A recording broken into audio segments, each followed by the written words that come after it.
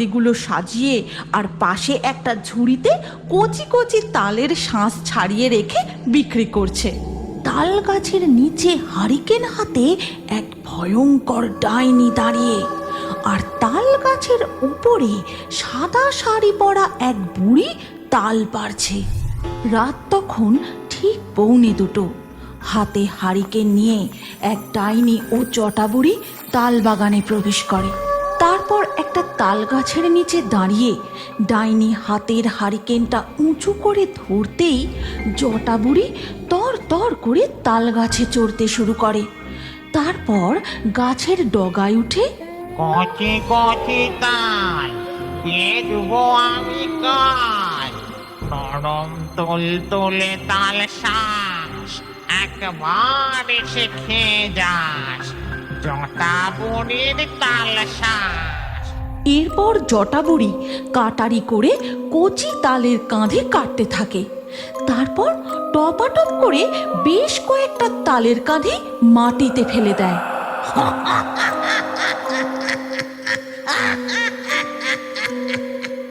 তারপর জটা বুড়ি নিচে নেমে আসে। ডাইনি ও জটা বুড়ি তালের কাঁধিগুলো নিয়ে তাল বাগানের মধ্যে দিয়ে কোথায় যেন চলে যায়। এর পরের দিন সকালবেলা রামপুরের হাটে দেখা যায়, খেয়ে যাও খেয়ে যাও, আম পোড়ার শরবত খেয়ে যাও। এমন ঠান্ডা শরবত খেলে একেবারে কাঁপুনি দিয়ে শীত ধরে যাবে। খেয়ে যাও খেয়ে যাও, পাঁচুর স্পেশাল আম পোড়ার শরবত খেয়ে যাও। এ হলো পঞ্চানন। রামপুরের সবাই ভালোবেসে পাঁচু বলে ডাকে।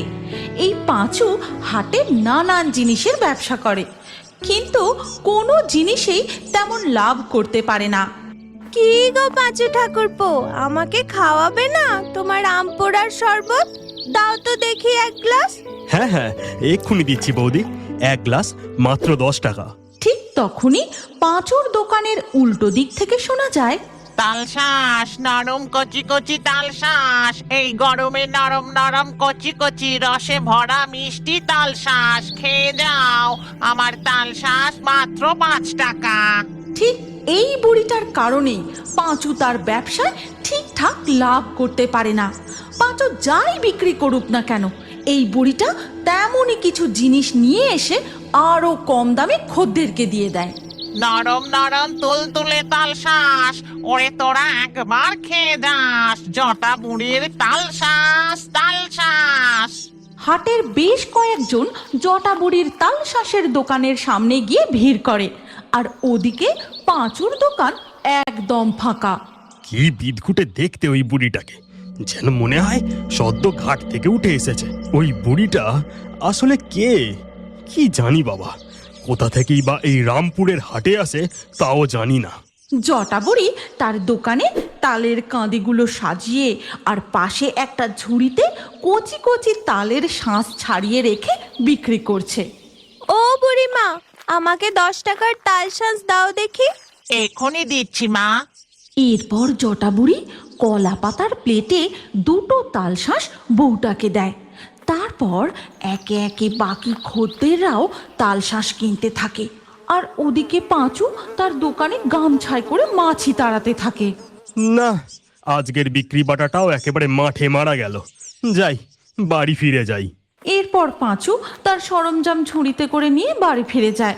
তখন তার বউ তাকে দেখে বলে, কি গো, আজ হাটে কেমন বেচা কেনা হলো? আর বেচা কেনা, ওই বিদঘুটে বুড়িটা যতদিন রামপুরের হাটে আসছে আমার বেচা কেনা একেবারে ডকে তুলে দিয়েছে। আজ বুড়িটা হাটে তাল শাঁস নিয়ে এসে হাজির। হ্যাঁ, সে কি গো, তারপর কি হলো? তারপর আর কি হলো, এই গরমে সবাই আমার আম পোড়ার শরবত ছেড়ে ওই বুড়ির দোকানে গিয়ে ভিড় জমায়। তুমি বলো গিন্নি, তাল শাঁস পেলে কেউ কি আম পোড়ার শরবত খাবে? শোনো না, বলি কি, কাল হাটে তুমিও তাল শাঁস বিক্রি করো, আর ওই বুড়ির থেকে কম দামে বিক্রি করবে, তাহলে আর কেউ ওর দোকানে যাবে না। সে না হয় বুঝলাম, কিন্তু আমি কচি তাল পাবো কোথা থেকে? কেন, মাঠের দিকে যাবার পথে ওই যে বড় তাল বাগানটা পড়ে, ওখানের গাছগুলোয় প্রচুর তাল ধরেছে। আজ রাতে তুমি আর আমি ওখানেই যাব। এরপর রাত্রিবেলা পাঁচু ও তার বউ যায় ওই তালের বাগানে, আর ঠিক তখনই সেখানে তারা যা দেখে তাতে তাদের হাড় হিম হয়ে যায়। কই গো, তাড়াতাড়ি গাছের আড়ালে লুকিয়ে পড়ো, ওরা আমাদের দেখতে পেয়ে গেলে আর রক্ষে নেই। পাঁচু ও তার বউ গাছের আড়ালে লুকিয়ে সমস্ত ঘটনা দেখতে থাকে। দেখে তাল গাছের নিচে হারিকেন হাতে এক ভয়ঙ্কর ডাইনি দাঁড়িয়ে, আর তাল গাছের উপরে সাদা শাড়ি পরা এক বুড়ি তাল পারছে। বলছি আরেক কাঁদি তাল পারো, কাল হাটে আরো কম দামে তাল শাঁস বিক্রি করতে হবে। ঠিক আছে ঠিক আছে, তবে এক্ষুনি আর একটা তালের কাঁদি ফেলে দিচ্ছি। এই বলে ওই সাদা শাড়ি পরা বুড়ি তাল গাছের উপর থেকে আরো একটা তালের কাঁদি নিচে ফেলে দেয়। ব্যাস হয়ে গেছে, এবার তুমি নিচে নেমে এসো। আচ্ছা ঠিক আছে। এরপর বুড়ি তাল গাছের উপর থেকে সোজা লাফ দিয়ে নিচে নেমে আসে, আর ডাইনির হারিকেনের আলোয় বুড়িটাকে দেখেই পাঁচু চিনতে পেরে যায়। আরে, ওটা তো ওই জটা বুড়ি যার জন্য বাজারে আমার কোনো জিনিস বিক্রি হয় না। হ্যাঁ, আমি ঠিক দেখছি, অবিকল ওই জটা বুড়ি। দেখলে তুমি, ওই বুড়ি এক লাফে তাল গাছের ওপর থেকে কেমন নিচে নেমে এলো। ও যে কোনো সাধারণ বুড়ি নয় গো, ও নিশ্চয়ই ভূত। চলো মা, এবার আমরা ফিরে যাই। হ্যাঁ হ্যাঁ চল, এখনো আমাদের আসল কাজ বাকি। এই তাল শাঁসগুলোর ওপর আমাদের। এই কথা বলে ওই ভয়ঙ্কর ডাইনি ও জটা বুড়ি তালের কাঁধে নিয়ে চলে যায়। তার মানে ওই ডাইনিটা হলো ওই জটা বুড়ির মেয়ে। দুই ভুতুরে মা মেয়ে মিলে। এখান থেকে চলো, এই তাল বাগানে গাছে উঠে তাল পাড়া ঠিক হবে না। আমাদের পুকুর পাড়ের তাল গাছগুলোতে কয়েক কাঁদি তাল ধরেছে, তুমি কাল সকালে ওইগুলোই পেরে নিয়ে হাটে যেও। ঠিক আছে, তাই করব। এই রাত বিরেতে আর তাল গাছে ওঠা উচিত হবে না। কাল সকালেই তাল পেরে হাটে নিয়ে যাব। পাঁচু ও সুনিতা তাদের বাড়ি ফিরে যায়। এরপর ধীরে ধীরে সকাল হয়ে যায়।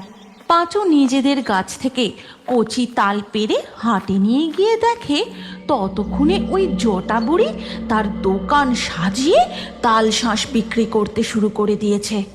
নরম নরম তুলতুলে তাল শাঁস, ওরে তোরা একবার খেয়ে যাস জটা বুড়ির তাল শাঁস তাল শাঁস। একে একে সবাই বুড়ির তাল শাঁসের দোকানে ভিড় জমায়।